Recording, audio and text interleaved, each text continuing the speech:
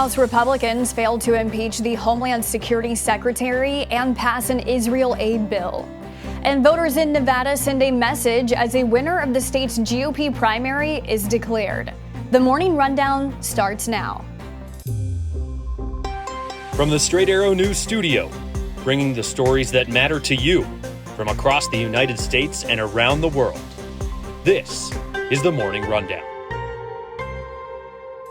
Today is Wednesday, February 7th. Thank you for joining us. I'm Kara Rucker.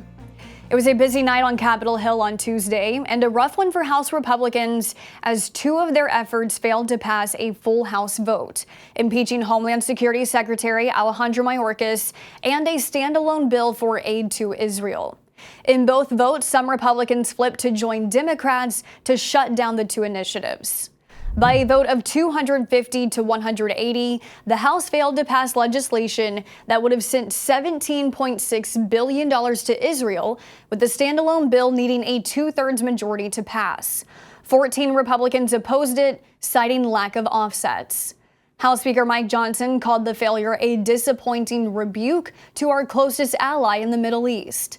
Democrats are hoping a bipartisan package in the Senate, which includes funding for Israel, Ukraine, and border security, will gain traction, though its outlook is bleak, with Republicans challenging it in both chambers. House Republicans also failed in their effort to impeach DHS Secretary Mayorkas over his handling of the border crisis, with 4 Republicans voting no, siding with Democrats that Mayorkas' conduct does not constitute an impeachable offense. A spokesperson for the DHS called the impeachment baseless and said it should have never moved forward. Despite the loss, GOP leaders say they plan to bring up the impeachment vote again and soon. The winner of last night's Nevada Republican primary has been declared, and it wasn't Nikki Haley who was the only major candidate on the ballot. The winner, the none of these candidates option. It got the most votes at 62%, with Haley capturing 32%. Trump's name wasn't on the primary ballot because he's taking part in Thursday's caucuses, which will award Nevada's delegates to the winner. Haley becomes the first candidate for either the GOP or Democratic Party to lose to the none of these candidates option since it was introduced in Nevada in 1975. Meanwhile, President Joe Biden easily won the state's Democratic primary. The panel that flew off an Alaska Airlines plane mid-flight last month was missing 4 bolts needed to keep it in place. That's according to a new report by the NTSB. Investigators say the panel, known as a door plug, likely left a Boeing factory without the bolts in place. The incident resulted in the FAA temporarily grounding all Boeing 737 MAX 9 airplanes.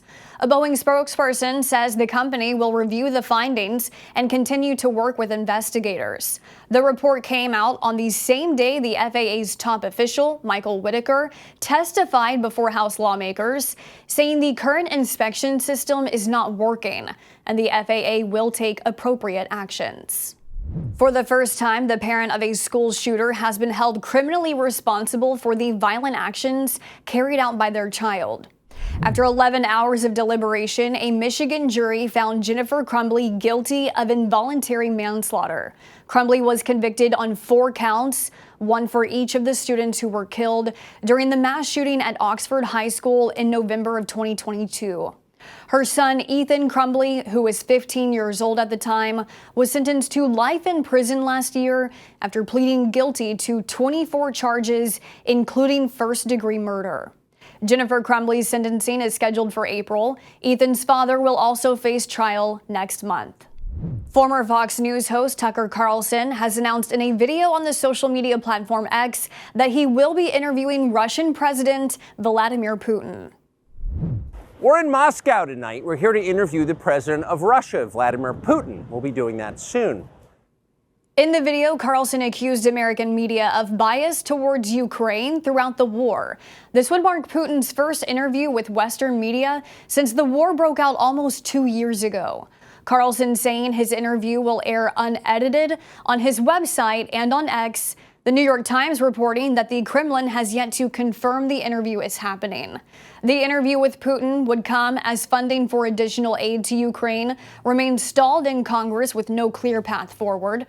Carlson added that he has requested to interview Ukrainian President Volodymyr Zelensky as well. Finally this morning, most sports are a team effort. Now that same group mentality goes for streaming sports, as 3 of the biggest broadcasters are banding together to form a new streaming service.